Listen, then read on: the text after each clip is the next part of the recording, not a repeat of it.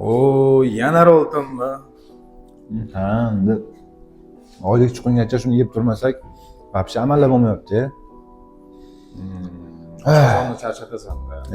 So'ramang. Oylik tushdi. To'g'risi men charchab ketganim shu ovqatdan yemayman boshqa borib. Anaqa kecha bitta restoran ko'rgandim, boramiz o'sha yoqqa. Ishlarini tugatib ketdik. Shunday qilaylik, bormasak вообще bo'lmaydi. Voy, kreditga yechib oldi. Hozir tushgan oylik.